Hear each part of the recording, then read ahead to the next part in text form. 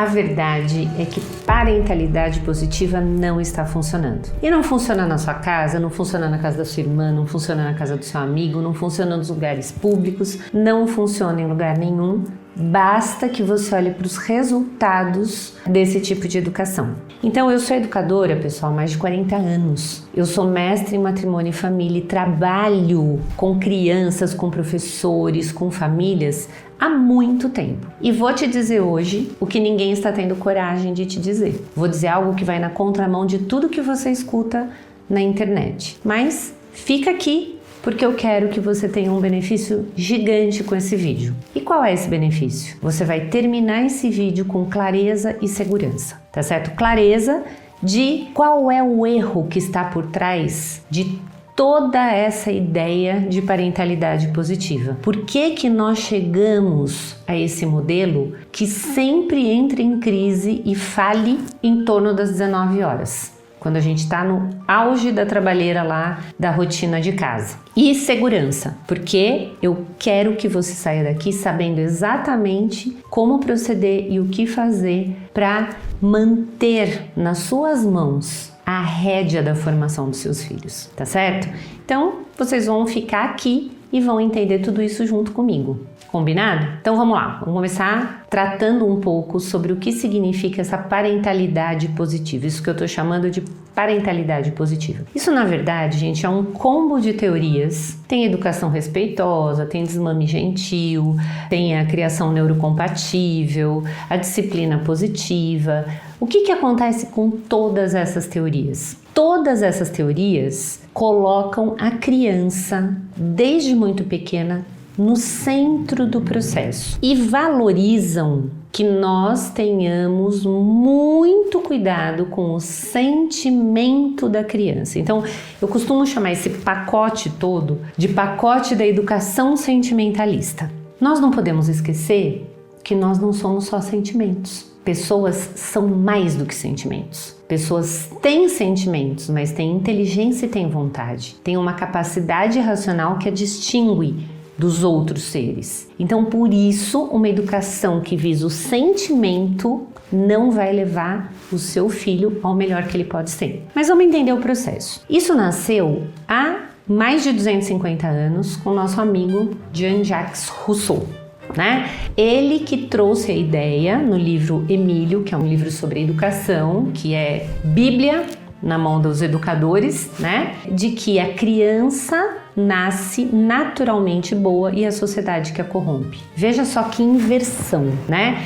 Então, o que ele está dizendo com isso? Ele está dizendo que a criança nasce boa. Então, se a gente não atrapalhar, ela vai crescer boa, né? Nós adultos, para nós basta não atrapalhar. Ele tira da mão dos adultos o poder e a capacidade educativa de forjar, de formar um caráter, de ensinar essa criança a buscar o bem, o belo, o verdadeiro, porque basta que a gente acompanhe, que a gente não atrapalhe. Muitos anos depois vem John Dewey, que vai trazer uma outra nomenclatura, que é a pedagogia progressista, né? Então, onde a criança está mais no centro, ainda a criança é protagonista do seu processo educativo. E o professor, aquele que seria o mestre, fica no canto da sala, ele é um mediador, né? A criança é o centro e o adulto é um facilitador, um mediador.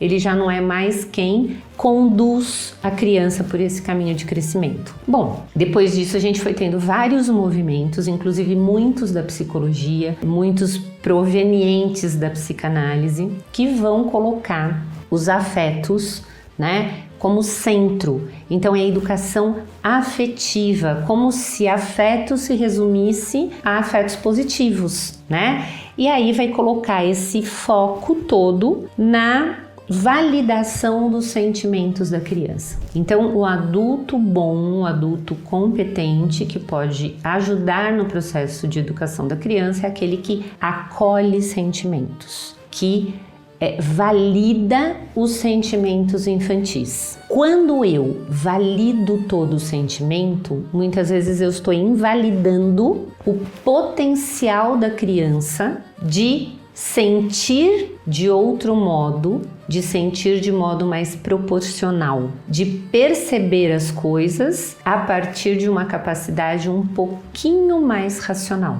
A criança não tem essa racionalidade, mas por isso ela tem pai e mãe. Por isso ela tem adulto que pode ajudá-la nesse processo, que pode ser a razão e a vontade auxiliar dessa criança para tirá-la desse caos que muitas vezes se estabelece, porque o mundo da criança é caótico, tá certo? Eu sei que você vive uma loucura de informações, tem muitas informações sendo transmitidas no Instagram, no YouTube, nas redes sociais, e que isso te deixa confusa. Mas é muito importante que você identifique na sua realidade. E se você está me ouvindo é porque isso está fazendo sentido para você. Você está vendo na sua realidade que as coisas não estão funcionando.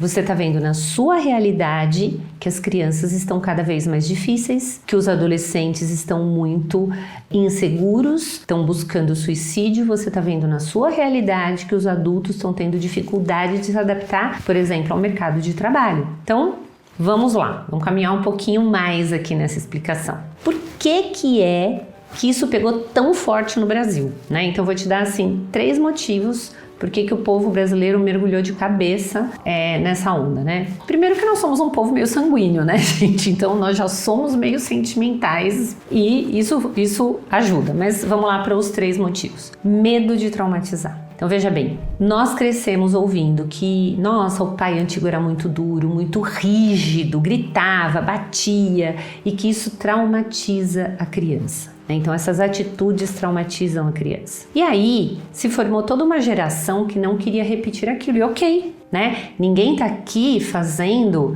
propaganda e nem validando comportamentos violentos e agressivos, não é isso? Só que a gente identificou a boa autoridade exercida com o autoritarismo agressivo e violento e pôs tudo na mesma sacola. E a outra geração veio com pressa e com urgência de não ser mais assim autoritária, o que é bom, mas diante da confusão jogou fora junto com o autoritarismo a verdadeira autoridade, aquela que é importante para que o pai dirija o processo de crescimento do filho. Então, acontece que com medo de traumatizar, nós deixamos as crianças abandonadas. Nós não somos mais autoritários, mas também não exercemos autoridade. E o resultado disso são crianças abandonadas aos seus próprios impulsos. Hoje, a coisa fica complicada, fica caótica, muitas mães muito aflitas com o caos que se instaura em casa, mas o verdadeiro transtorno, a verdadeira bomba disso vai estourar um pouquinho mais para frente, na adolescência. E isso eu posso garantir para vocês porque atendo pais de adolescentes e vejo com muita preocupação o que está acontecendo na casa dessas pessoas. Um outro motivo, a exaustão. Nós estamos vivendo tempos de muito trabalho fora de casa. Então, tanto pai como mãe ficam fora de casa quase o dia inteiro, as crianças ficam delegadas a terceiros, inclusive muitas vezes a telas, né? Porque como eu vou deixar com a minha mãe, exigir que não veja a tela, bom, vocês sabem dessa realidade que acontece hoje e vocês vão chegar em casa lá pelas 7 horas da noite, vão pegar a criança na escola ou na casa da avó, cansados, exaustos, com toda uma batalha já vivida fora de casa e vão chegar em casa, não tem mais força, falta energia e sobra culpa. Falta energia e sobra culpa. Como que eu vou dar ordem? Como que eu vou brigar? Como que eu vou exigir se eu já não fiquei com esta criança o dia inteiro? Se eu já não estava em casa o dia inteiro? Então aqui a gente tem 2 caminhos que podem acontecer. Um permissivismo total ou uma falta de paciência gigante que acaba também por não entrar no embate, né? Então, vem aí os conhecimentos que são divulgados, essas parentalidades todas positivas, respeitosas, etc e tal, que começam a colocar na sua cabeça algumas coisas que vão, de algum modo, amenizar a sua culpa e facilitar o seu dia naquele momento, né? Que é o quê? Olha, respeita a sua criança. Então, peça para ela, não dê ordem. Como que você vai exigir que a criança peça as coisas para os outros se você dá ordem para a criança? Que erro!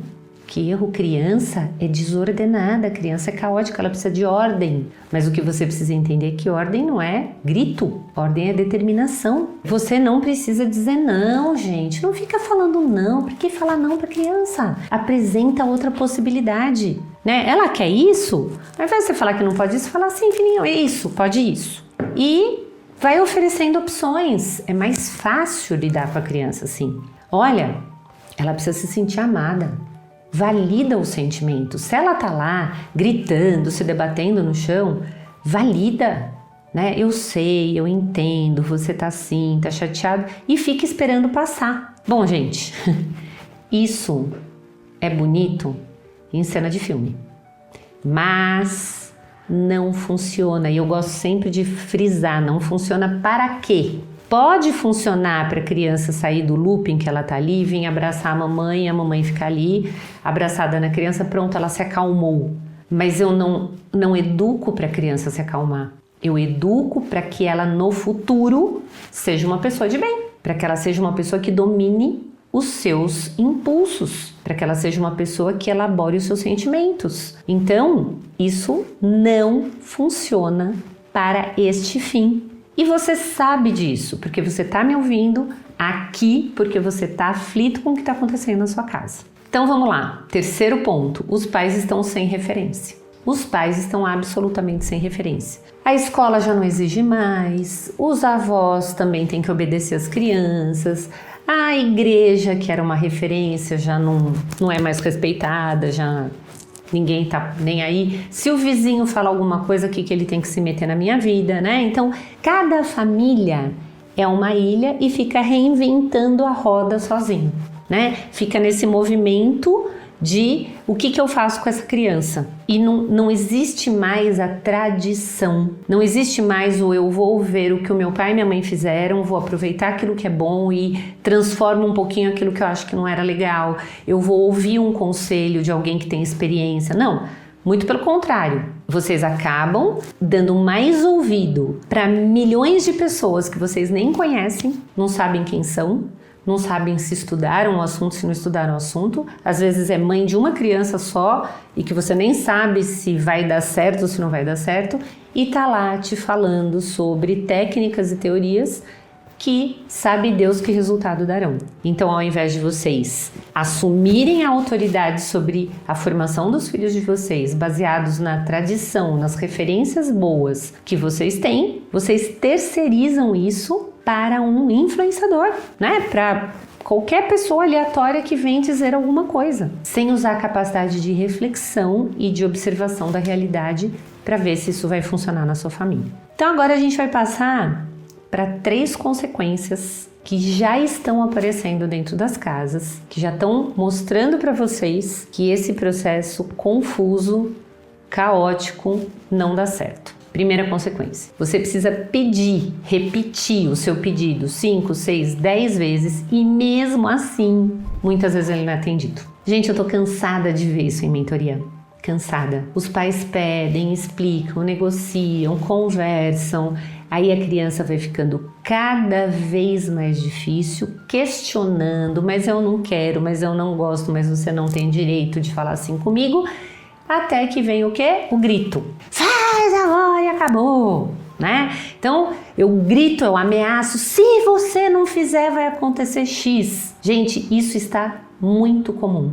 E eu costumo dizer que a permissividade, a amenidade em tudo leva depois ao descontrole. Porque não há quem aguente crianças tão pequenas sendo tão desobedientes, sendo tão desrespeitosas, né? Então agora o movimento é os pais respeitarem os sentimentos dos filhos e os filhos passarem como tratores pelos adultos que eles convivem.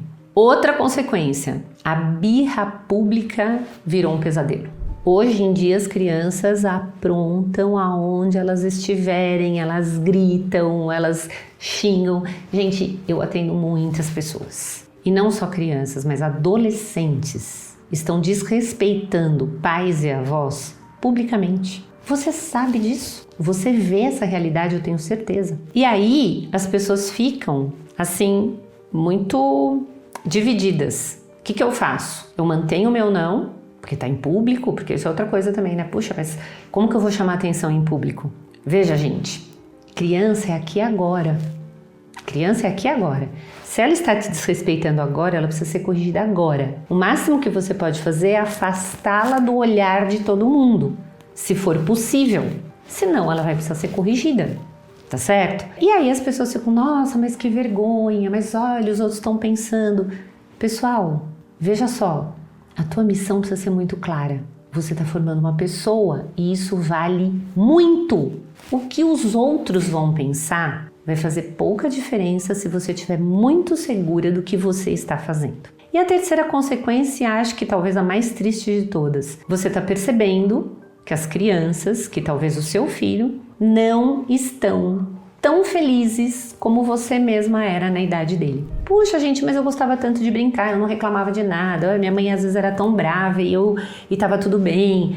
E hoje acontece o quê? As crianças são muito ansiosas, as crianças são depressivas, as crianças têm muita dificuldade de lidar com a frustração, não conseguem autorregulação, não conseguem autodomínio, se frustram e viram caos diante de qualquer pequena frustração. Todo pediatra hoje em dia tem no seu consultório crianças com sintomas de doenças que há algumas gerações só faziam parte da vida dos adultos. Isso é uma realidade, gente. Tem pesquisas mostrando isso. A infância no Brasil é uma das mais medicadas do mundo, né? Então, alguma coisa está errada.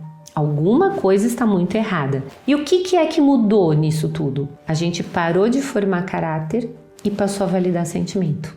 Nós paramos de formar pessoas e estamos preocupados só em acolher um aspecto da pessoa, os afetos. E nem estamos sabendo ordená-los, que seria o próprio de um adulto no processo de formação da criança. Né? Então a criança que não aprende a respeitar limite, que não aprende a lidar com as frustrações, que não aprende o que é básico, ela não vai aprender a viver. Vai precisar de muita ajuda na vida.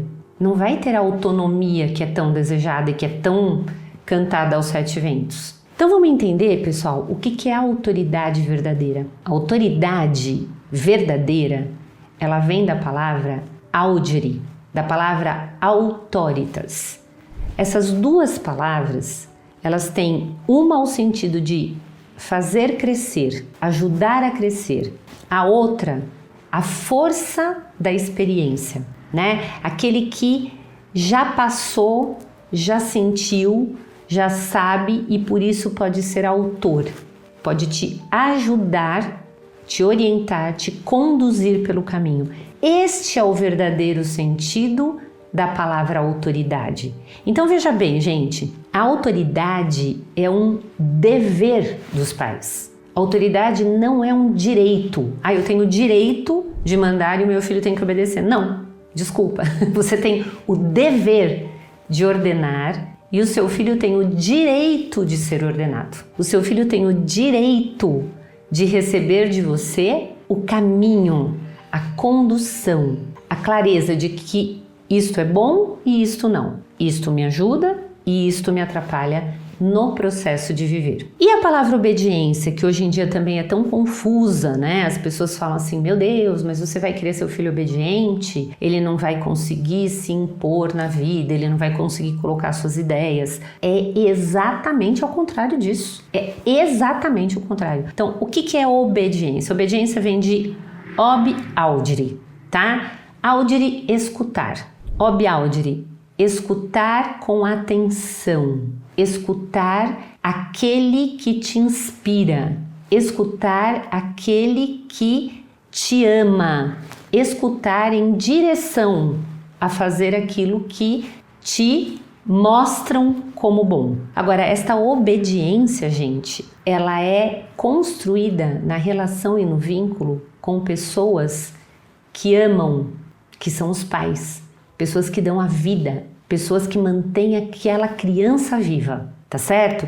Então a obediência é a virtude através da qual a criança vai aprender dos pais o que é o bem, o que é o mal, o que é verdade e o que é mentira. qual é o caminho seguro para eu percorrer e qual é o caminho temerário que eu não devo percorrer. E aí, quando a criança tem isso, ela vai formar o seu caráter, vai adquirir princípios, vai adquirir valores e vai conseguir se colocar como pessoa quando ela for crescendo. Vai conseguir se posicionar, tá certo? Então, não tem nada a ver a criança ser obediente e ser submissa a qualquer um. Porque a obediência não é algo burro, ela é uma virtude, e virtude é inteligente. Virtude aperfeiçoa o ser, não piora o ser. Se obediência não fosse virtude, talvez a gente corresse o risco do que as pessoas falam por aí, mas isso não é verdade. Tudo bem, Simone, mas e como que a gente faz agora para não cair nisso tudo, né? Nós precisamos ter, gente, projeto educativo, educar, formar uma pessoa. Não se faz só ouvindo esse, aquele, é verdade, então vou fazer isso. Não, é verdade, eu vou fazer aquilo. Não é assim. Nós precisamos ter projeto educativo, não é improviso. A gente tem que saber que tipo de pessoa nós queremos formar. O que eu preciso ser e fazer para formar tal pessoa. Não posso estar só pelos meus sentimentos. Hoje eu estou com paciência, eu faço isso. Hoje eu estou irritada, eu faço aquilo. Porque aí eu não estou educando ninguém. Eu tô só agindo sem direção, sem rumo, sem meta. E processo educativo exige meta. E como que é que a gente faz isso? A partir do bom uso da autoridade dos pais. Tá? Então, os pais precisam ter clareza de 3 pilares. A autoridade, que vai construir a obediência, e um plano consciente de formação. Metas. Quem eu quero formar? Que tipo de pessoa eu quero formar? Para isso eu tenho que ter estratégias. Quem tem meta tem estratégias. Então, gente, isso é assunto para aulas, não para um vídeo só aqui no canal. Mas eu vou começar falando para vocês 3 ações que vocês podem ter a partir de hoje que vão virar esse jogo na vida de vocês, tá bom? Primeira ação. Presta atenção no que eu vou te falar. Para de pedir. Não pede para o seu filho. Oriente, ordene. Tá certo? Então, filho, vamos tomar banho agora? Gente, é um pedido, é uma pergunta. Vamos? Não, sim, vamos, não vamos? Não. Filho, hora do banho. Vamos. Vocês percebem? Muda tudo sem eu ser violenta, sem eu ser agressiva, nada disso. Outra coisa, lembrar que a criança, ela não está muito atenta a tudo que você fala. Criança pequena, tá, gente? Tô falando de criança pequena. A todas as palavras que você fala, mas o que conduz muito a criança é a sua entonação. Então, filho, hora do banho, vem. A minha entonação é de ordem. A minha entonação não é de pedido, de pergunta, de possibilidade, tá certo? Outra coisa importantíssima. Não fique dando regra para tudo. Isso pode, isso não pode, aquilo sim, aquilo não, levanta, senta. Não, pessoal, nós precisamos ter meta. O que é 5 coisinhas que vão ser fundamentais ali naquela semana que eu tô vivendo? Então, eu vou determinar hora de comida, lugar de comer, horário do banho, horário de dormir e guardar os brinquedos. Pronto, isto eu vou fazer acontecer, sem negociação. Isto vai ser assim. Então, olha, dormir assim. Sabe que eu orientei uma família e foi muito lindo, porque eu disse exatamente isso pra mãe. Eu falei, olha, cria um ritual ali de sono. Então, mostra pra criança, nós vamos chegar em casa, vamos tomar banhinho, jantar e dormir. Já sai da escola falando isso, chegar em casa, tomar banhinho, jantar e dormir. Uma semana depois encontrei com essa mãe, ela falou, Simone, que graça. Você acredita que agora ele chega da escola, ele entra no carro e fala, não é, mamãe, que a gente vai tomar banhinho, jantar e dormir? É isso, né? Tá claro. Não preciso ficar perguntando para a criança o que ela acha disso, ela fica feliz, ela fica segura, ela sabe o que vai acontecer com ela. Então faça isso. Reduza o número de regras e aquelas que você colocar, faça acontecer. E pessoal, acabe com negociação com criança. Com criança não se negocia, coloquem isso na cabeça de vocês de uma vez por todas. Como ela vai aprender a negociar na vida adulta? Sabe como? Negociando o brinquedo com o amiguinho dela. negociando troca de figurinha, negociando quem vai ser o primeiro na fila, negociando com o irmãozinho quem senta em que lugar. Mas com adulto, não. Você não pode negociar com a bagagem que você tem, com as metas que você tem, com o desejo infantil. Isso é um caos, tá certo? Você gera o caos e traz para a criança um peso maior do que ela pode carregar. Então isso, na verdade, gente, não é, mas eu não vou nem ouvir, eu não vou considerar. Não. Isso é um abandono. Isso é grave. Ficar negociando com criança, dando decisão na mão da criança é abandono, é uma coisa grave, disfarçado de amor, de afeto, de carinho. Mas na verdade vocês estão pondo a criança numa fria. Bom, gente, eu sei que tudo isso vai exatamente na contramão de muita coisa que vocês ouvem na internet, mas uma coisa precisa ficar muito clara para vocês. Nós fomos jogados nesse caldo ideológico que tirou dos pais a capacidade de guiar e de conduzir os filhos, de formar os filhos. E esse caos é proposital, porque é lógico que é muito mais fácil, é muito mais massa de manobra pessoas que são movidas por sentimentos do que pessoas que estão bem formadas na sua inteligência, na sua vontade e nos seus afetos. Pessoas que sabem o que querem, que sabem se posicionar e entendam. Vocês têm o dever de exercer a autoridade e de formar os filhos. E os filhos têm o direito a esta formação, têm o direito a ter quem obedecer, ter quem cuide deles e conduza pelos caminhos da vida, até que eles sejam capazes de se conduzir sozinhos, né? Que os treine nessa caminhada para que eles cheguem ao momento de se conduzirem sozinhos com autonomia e com clareza. Eu não quero, para os que me seguem aqui, e tenho certeza que quem está aqui até agora não quer também, formar pessoas escravas dos seus afetos, mas quer formar pessoas verdadeiramente livres, que saibam viver e que saibam encontrar e construir uma vida feliz e boa, tá certo? Então, se você conseguiu perceber que essa educação sentimentalista não faz sentido, você encontrou aqui apoio, encontrou aqui uma comunidade, me acompanha, vamos seguir aqui e você vai ver que não é nada do outro mundo você poder formar bem os seus filhos e não nesse caldo sentimentalista. E quando eu falo de parentalidade positiva, não quero acabar sem falar isso, eu não estou querendo dizer que a gente não deve educar os nossos filhos no positivo, mas é muito diferente, tá? O que é educar com vistas ao positivo? É eu mostrar para a criança o que ela é capaz, tá? Então ela tá lá se estribuchando no chão e eu falo assim, ixi, mas você é grande, eu tenho certeza que você consegue sentar e falar para a mamãe o que você quer.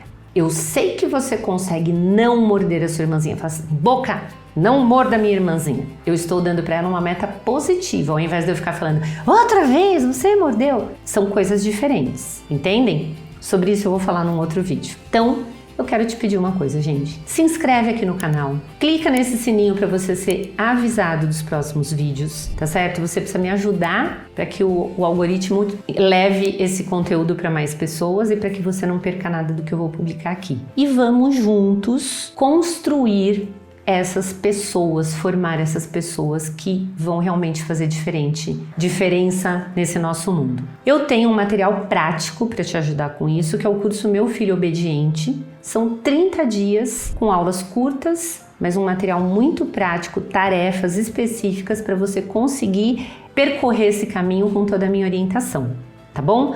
Se você tiver interesse, vai ter o link aí na descrição do vídeo e você pode conhecer melhor. Agora, nunca esqueça, crianças precisam não só de palavras, de ações, de segurança. Pais seguros conduzem bem os filhos. Se você quer essa segurança, me acompanha aqui e eu vou te ajudar a ganhá-la da melhor maneira possível, tá bom? Até a próxima semana, até o próximo vídeo, se Deus quiser.